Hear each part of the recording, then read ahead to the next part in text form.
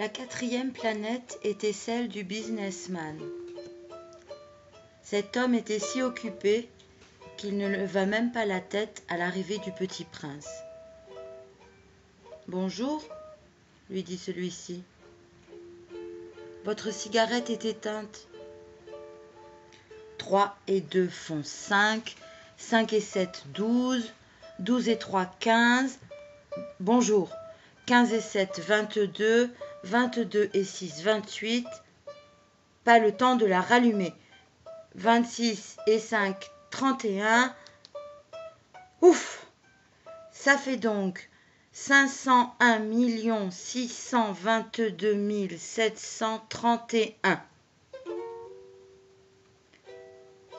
500 millions de quoi?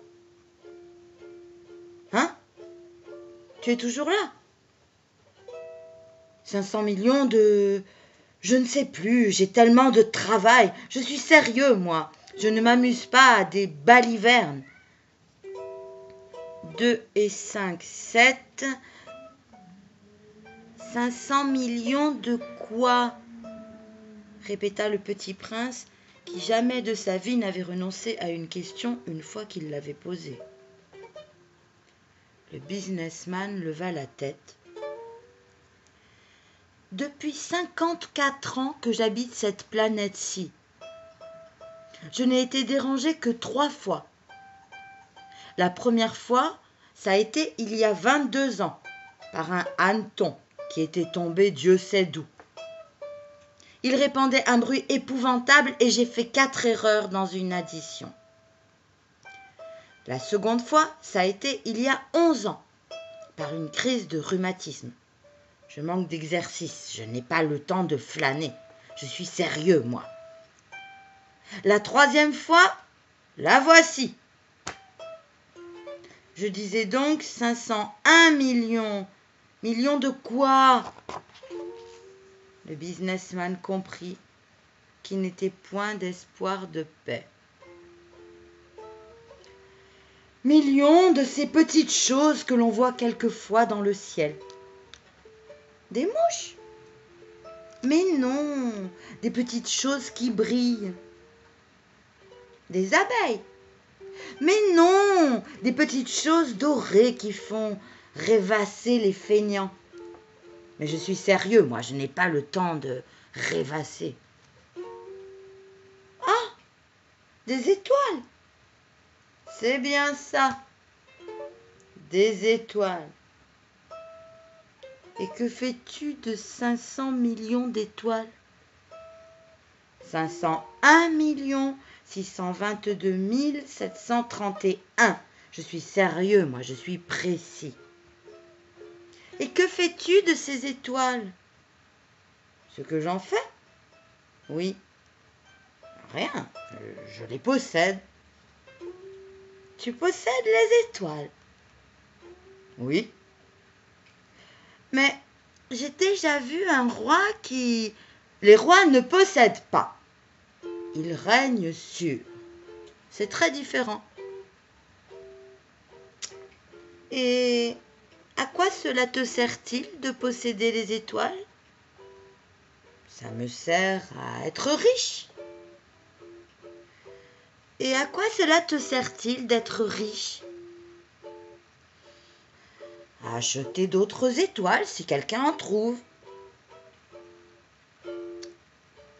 Celui-là, se dit en lui-même le petit prince, il raisonne un peu comme mon ivrogne. Cependant, il posa encore des questions. Comment peut-on posséder les étoiles? À qui sont-elles? Riposta grincheux le businessman. Je ne sais pas, à personne. Alors elles sont à moi, car j'y ai pensé le premier. Ça suffit? Bien sûr. Quand tu trouves un diamant qui n'est à personne, il est à toi. Quand tu trouves une île qui n'est à personne, elle est à toi. Quand tu as une idée le premier, tu l'as fait breveter, elle est à toi. Et moi je possède les étoiles puisque jamais personne avant moi n'a songé à les posséder. Ça, c'est vrai, dit le petit prince. Et qu'en fais-tu? Je les gère, je les compte et je les recompte, dit le businessman. C'est difficile, mais je suis un homme sérieux. Le petit prince n'était pas satisfait encore. Moi, si je possède un foulard, je puis le mettre autour de mon cou et l'emporter. Moi, si je possède une fleur, je puis cueillir ma fleur et l'emporter. Mais tu ne peux pas cueillir les étoiles. Non, mais je puis les placer en banque. Qu'est-ce que ça veut dire?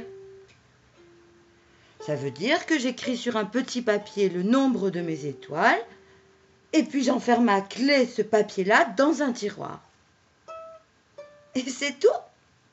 Ça suffit. C'est amusant, pensa le petit prince. C'est assez poétique, mais ce n'est pas très sérieux. Le petit prince avait sur les choses sérieuses des idées très différentes des idées des grandes personnes. Moi, dit-il encore, je possède une fleur que j'arrose tous les jours. Je possède 3 volcans que je ramone toutes les semaines. Car je ramone aussi celui qui est éteint, on ne sait jamais. C'est utile à mes volcans, et c'est utile à ma fleur que je les possède.